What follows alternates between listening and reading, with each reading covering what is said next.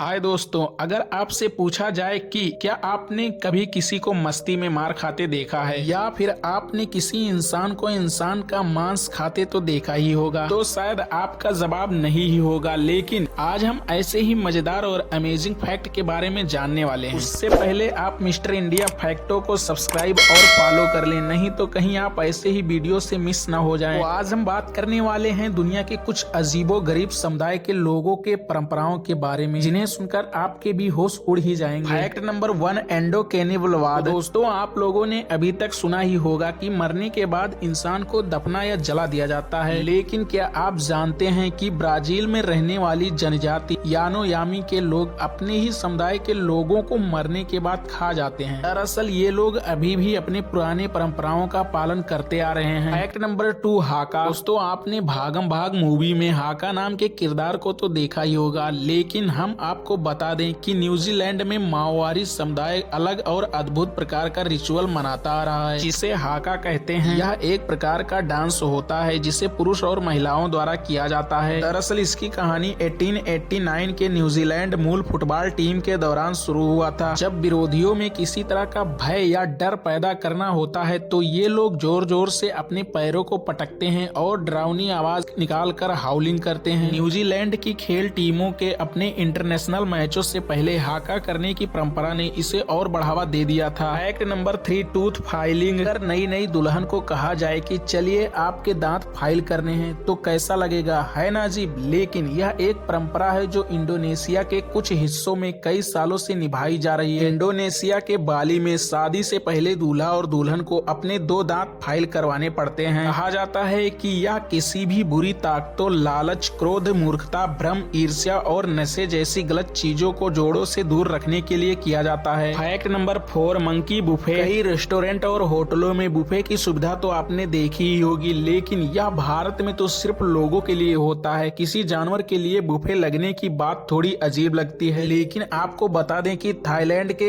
एक शहर में यह एक फेस्टिवल के रूप में मनाया जाता है। इसके दौरान ऑर्गेनाइजर बंदरों के लिए एक शानदार दावत तैयार करते हैं, जिसमें ताजे फल, सलाद और थाई डेजर्ट शामिल होता है। Fact number 5, cattle jumping. जरा सा आप सोचिए, क्या होगा अगर किसी को बेवजह मारा जाए? तो जाहिर सी बात है कि सामने वाला व्यक्ति गुस्सा हो जाएगा और आपको भी मारने लगेगा। लेकिन यह बात यहाँ पर इस तरह की नहीं होती है। हम बात कर रहे हैं इथोपिया की हैमर जनजात की, जो अपने रीत रिवाज और परंपराओं से लोगों को हैरत में डाल देती है। हैमर लोग कैटल जंपिंग सेरेमनी मनाते हैं, जो उनका एक खास तरह का समारोह होता है। इस समारोह में 15 गायों को एक साथ खड़ा कर दिया जाता है और एक युवक उसे कूदते हुए पार कर जाता है। यदि कोई लड़का इसमें फेल हो गया तो उसकी शादी नहीं होती और साथ ही साथ महिलाओं का एक समूह उसे जमकर पीटता है। इसके बाद उस लड़के की घर की सभी औरतों को पीटा जाता है। यह पिटाई तब तक होती है जब तक औरतों के शरीर से खून न निकलने। महिलाओं को मारने के लिए पुरुषों का एक संगठन होता है जिसे माजा कहते हैं। इस पूरे घटनाक्रम में कोई महिला भागती नहीं है और सबसे अमेजिंग कि जो महिलाएं मार खाने से बच जाती हैं, वह माजा समूह से मार खाने की विनती भी करती हैं। तो दोस्तों, फैक्ट अच्छे और अमेजिंग लगे हो तो मिस्टर इंडिया फैक्टों को सब्सक्राइब करिए और फॉलो करिए। तब तक के लिए